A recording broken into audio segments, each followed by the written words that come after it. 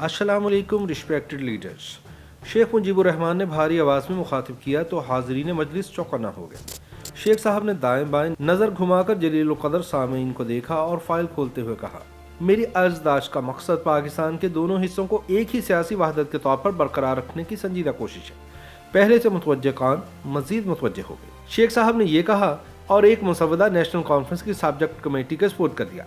मजलिस ने दस्तावेज बसुल शुक्रिया वसूल की और मुश्किल में पड़ गए। ये उस जमाने की बात है जब मुआहिदा ताजकंद हो चुका था और इस मुआहिदे के रद्दअमल में होने वाले एहतजाजी मुजाहरों पर तशद्दुद के नतीजे में कई जानों का नुकसान भी। अब हिज़्ब इख्तिलाफ इस फिक्रमती के दोनों सूबों यानी मशरक़ी और मगरबी पाकिस्तान की अपोजिशन पार्टियों को एक प्लेटफॉर्म पर जमा करके कोई ऐसी हिकमत अमली वज़ा की जाए कि भारत से ताजकंद मुआहिदे के जरिए जीती हुई जंग हारने वाली हुकूमत को घुटने टेकने पर मजबूर किया जा सके।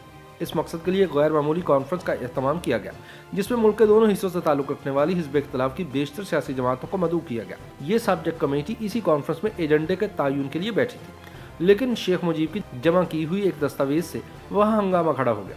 ये सब्जेक्ट कमेटी मामूली लोगों पर मुश्तमिल ना थी। इसमें पाकिस्तानी सियासत और तारीख के चंद ऐसे मुमताज़ सियासतदान शामिल थे जिनका नाम निस्फ सदी से ज़ायद अरसा गुजर जाने के बावजूद एहतराम से लिया जाता है। इस कमेटी के अरकान में पाकिस्तान के साबिक वज़ीर आज़म उस ज़माने की एक बड़ी सियासी जमात निज़ाम इस्लाम पार्टी के सरबराह चौधरी मोहम्मद अली, मशरक़ी और मगरबी पाकिस्तान की मकबूल जमात अवामी लीग के सरबराह नवाबजादा नसरुल्लाह खान, जमात इस्लामी के अमीर मौलाना सैयद अबू अल आला मौदूदी, मशरक़ी पाकिस्तान के मौलवी फरीद अहमद, सरदार शौकत हयात, मौलाना अब्दुल सत्तार खान नियाजी, यहया बख्तियार, ख्वाजा मोहम्मद रफ़ीक और जनरल आज़म खान शामिल थे। इन सीनियर सियासतदानों और आला तरीन दिमागों ने कॉन्फ्रेंस के एजेंडे में शामिल करने के लिए शेख मुजीबुर रहमान की तरफ से पेश की जाने वाली दस्तावेज का मुताला किया और मुत्तफिका फैसला किया कि इन्हें एजेंडे में शामिल नहीं किया जा सकता। सब्जेक्ट कमेटी का काम कॉन्फ्रेंस की करारदादों और मुश्तरका एलामिया की तैयारी थी। एक रास्ता ये हो सकता था कि इस मुसवदे में पेश की गई तजावीज़ को एजेंडे और हतमी दस्तावेजात का हिस्सा न बनाया जाता, इन पर सिर्फ गौर कर लिया जाए, लेकिन सब्जेक्ट कमेटी ने मुसवदे को गौर के लिए भी पेश करने की इजाज़त ना दी।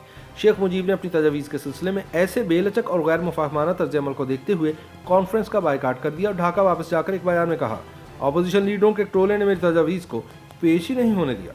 इस टोले में दूसरों के अलावा इनकी अपनी जमात के मरकज़ी रहनुमा नवाबजादा नसरुल्लाह खान भी शामिल थे। शेख मुजीब का यही बयान है जिससे पहली बार मालूम हुआ कि इन्होंने नेशनल कॉन्फ्रेंस की सब्जेक्ट कमेटी में जो दस्तावेजात जमा करवाई थी वो 6 निकात पर मुश्तमिल थी और बकौल शेख मुजीबुर रहमान के वो नेशनल कॉन्फ्रेंस में शिरकत पर आमादा ही इस शर्त पर हुए थे कि इनकी तजावीज़ पर गौर किया जाएगा, लेकिन इनके साथ बदअहदी की गई।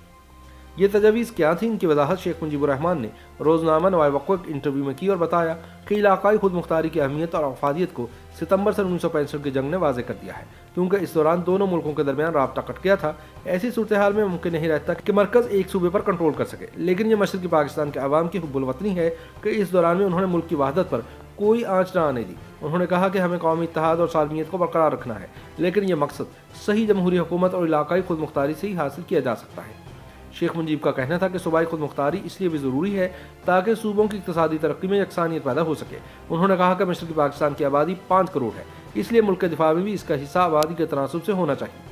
इस तरह मुल्क का इत्तेहाद मजबूत होगा, कमज़ोर नहीं। दरअसल शेख मुजीब ने नेशनल कॉन्फ्रेंस में तजावीज़ पेश की थी वो 6 नकात पर मुश्तमिल थी, इसी वजह से इन नकात का नाम 6 नकात रखा गया। शेख मुजीब ने अपने इन नकात में कहा था कि 1965 में इंडिया के साथ 17 रोज़ा जंग के नतीजे में तजुर्बा हासिल हुआ है, उसकी रोशनी में मुल्क के आइनी ढांचे की तश्कील पर नज़रसानी ज़रूरी मालूम होती है। इसलिए आइन में हकीकी मानों में करारदाद लाहौर की बुनियाद पर पाकिस्तान के एक वफाक का एहतमाम होना चाहिए। निज़ाम हुकूमत पार्लिमानी होना चाहिए, बराह रास्त तरीका इंतखाब और आम बालिग और रायदही की असास पर मुंतखब कानून साज इदारों को पूरी फौकियत हासिल होनी चाहिए। वफाकी हुकूमत का ताल्लुक सिर्फ 2 उमूर यानी दिफा और उमूर खारजा से होना चाहिए, बाकी सब उमूर विफाक को तश्कील देने वाली रियासतों की तहवील में होने चाहिए। शेख मुजीब का मौक़िफ़ था कि आइन के तहत रियासतों को नीम फौजी या इलाकाई फौजी दस्ते कायम करने और इन्हें बरकरार रखने की इजाज़त होनी चाहिए ताकि वह अपनी इलाकाई सालमियत के साथ आइन का तहफ़्फ़ुज़ भी कर सके। हिज़्ब इख्तिलाफ की नेशनल कॉन्फ्रेंस में इन नकात के पेश होने के बाद बंद कमरों में जो तूफान उठा होगा उसके आसार और चिंगारियाँ किसी कदर बाहर भी आए, जिन पर तबसरा करते हुए नवाए वक्त ने लिखा कि कौमी मसाइल का ऐसा इलाज तजवीज़ किया गया है जिसमें मर्ज़ का तो नहीं मरीज़ का ही खात्मा हो जाएगा। कुछ इसी किस्म का तबसरे हिज़्ब इख्तिलाफ की क़यादत की तरफ से भी सामने आए। मशरक़ी पाकिस्तान कौंसिल मुस्लिम लीग के सरबराह एम शफीकुल इस्लाम ने ढाका में कहा कि अगर शेख मुजीब के 6 नकात तस्लीम कर लिए गए तो इससे मुल्क में इंतशार और अदम इस्तेहकाम पैदा होगा। कॉन्फ्रेंस की सब्जेक्ट कमेटी के रुकन और अमीर जमात इस्लामी मौलाना मौदूदी ने ढाका में एक इज्तिमा से खिताब करते हुए कहा कि इन तजावीज़ पर अमल दरामद से मुल्क तकसीम हो जाएगा। हम ऐसी सूबाई खुद मुख्तारी के हामी हैं जिससे मुल्क की सालमियत पर कोई आँच न आए। ایوب خان نے جو حزب اختلاف کی قومی کانفرنس کا اصل ہدف تھے کانفرنس کے بارے میں کہا کہ وہ کوئی متبادل پروگرام پیش کرنے میں ناکام رہی ہے۔ 6 نکات کا ذکر کیے بغیر انہوں نے انہیں ملک میں انتشار پیدا کرنے کا ذریعہ اور قومی یکجہتی کے خلاف سازش قرار دیا۔ حزب اختلاف کی قومی کانفرنس نے شیخ مجیب کی ان تجاویز کو نظر انداز کیوں کر دیا تھا؟ اس کا سبب ایوب خان کے اس بیان میں دیکھا جا سکتا ہے۔ ممتاز صحافی مجیب الرحمان شامی کہتے ہیں کہ اپوزیشن رہنما خطرہ محسوس کرتے تھے کہ اگر ان کے پلیٹ فارم سے تجاویز سامنے آ گئیں تو اس کے نتیجے میں ایوب خان انہیں علیحدگی پسند اور علیحدگی پسندوں کا ساتھی قرار دے کر پوری حزب اختلاف پر چڑھ دوڑیں گے۔ اس طرح ایوب خان آمریت کے خلاف ان کی تحریک ایک متنازع معاملے کی وجہ سے دم توڑ جائے گی۔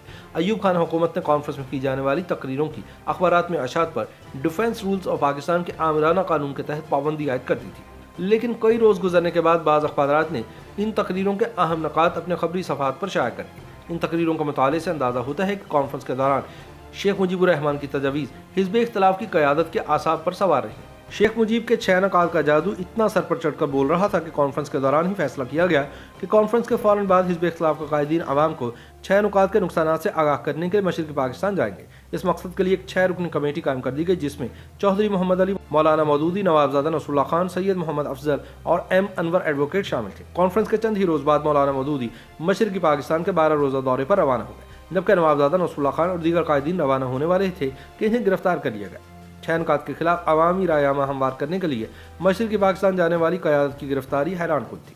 مولانا مودودی اور چودھری محمد علی گرفتاریوں سے پہلے ہی مشرقی پاکستان جا چکے تھے، اس لیے وہ گرفتاری سے بچ گئے، لیکن ان کی آمد پر مشرقی پاکستان کے گورنر نے بیان دیا کہ عوام مغربی پاکستان سے آنے والے شرپسندوں سے ہوشیار رہیں۔ اس زمانے کے اخبارات میں شائع ہونے والی خبروں سے اندازہ ہوتا ہے کہ ابتدا میں 6 نکات کو مشرقی پاکستان میں بھی زیادہ پذیرائی نہ مل سکی، کیونکہ مشرقی پاکستان کی قیادت کی طرف سے بھی انہیں مسترد کر دیا گیا تھا۔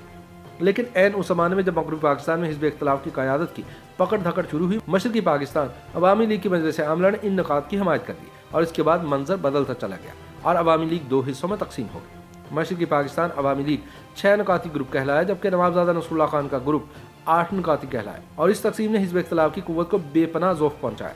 اس سے قبل لاہور کانفرنس میں 6 نکات پیش کرنے کی اجازت نہ ملنے پر مشرقی پاکستان کے اخبارات تند و تیز خبریں شائع کر کے ایک خاص ماحول پیدا کر چکے تھے۔ ان خبروں کا جائزہ 6 نکات کے موضوع اور اس پر مشرقی پاکستان کا رد عمل کو سمجھنے میں بڑی مدد دیتا ہے۔ روزنامہ اتفاق نے سرخی لگائی، مشرقی پاکستان کے 5 کروڑ عوام کے خلاف سازش۔ ڈینک پاکستان کی سرخی یہ تھی، لاہور کے حزب اختلاف ٹولے نے ہمارے ساتھ غداری کی، شیخ مجیب الرحمان۔ مشرقی پاکستان کے دیگر بڑے اخبارات کا رویہ بھی اسی قسم کا تھا۔ سوال یہ ہے کہ 6 نکات کیا زہر قاتل تھے اور اس طرح پھینک دینے کے قابل تھے جیسے حزب اختلاف قیادت نے انہیں پھینکا؟ مجیب الرحمان شامی کہتے ہیں کہ اس وقت کی صورتحال کے مطابق عمومی خیال یہی تھا کہ ان تجاویز کے پیچھے انڈیا کا ذہن کام کر رہا ہے۔ یہ ایک ایسا خیال تھا جس کی وجہ سے توجہ کسی اور طرف جا ہی نہ سکی۔ حزب اختلاف کی یہ پریشانی قابل فہم لگتی ہے کیونکہ ان نکات کے بارے میں عالمی پریس، خاص طور پر انڈین اخبارات کے رویے نے انہیں محتاط کر دیا ہوگا۔ کلکتہ کے اسٹیٹسمین نے ان دنوں لکھا کہ حکومت پاکستان مشرقی پاکستان میں خود مختاری کی ابھرتی ہوئی تحریک کو کبھی دبا نہیں سکے گی۔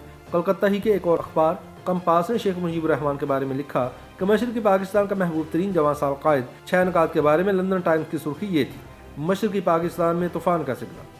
مجیب الرحمان شامی کا خیال ہے کہ اگر لاہور کانفرنس میں ان نکات پر غور کر لیا جاتا تو یہ حکمت عملی بارگیننگ چپ بن جاتی، جس کی مدد سے شیخ مجیب الرحمان کے ساتھ معاملات طے کرنا نسبتاً آسان ہو جاتا۔ لیکن اس معاندانہ رویے کے بعد جب انہوں نے سن 1970 کے انتخابات ہی 6 نکات کے نعرے پر لڑے تو انہیں اس پر عوام کا بھرپور مینڈیٹ مل گیا، یوں معاملات ہاتھ سے نکل گئے۔ انتخابات کے بعد بھٹو صاحب نے حکومت سازی کے لیے شیخ مجیب سے مذاکرات ضرور کیے، لیکن اس وقت تک بہت دیر ہو چکی تھی۔ یوں شیخ مجیب الرحمان کے 6 نکات سکوت ڈھاکہ کی بنیاد بن گئے۔ YouTube پر گوگلی نیوز دیکھنے کے لیے youtube.com کی سرچ بار میں googly news T V type کریں۔ گوگلی نیوز کے پیج پر سرخ رنگ کے سبسکرپشن والے بٹن پر کلک کرنا نہ بھولیے۔ YouTube پیج پر اپلوڈ ہونے والی ویڈیوز سے باخبر رہنے کے لیے بیل آئیکن پر کلک کیجیے۔ آپ کو ہر نئی ویڈیو کے بارے میں نوٹیفیکیشن موصول ہو جائے گا۔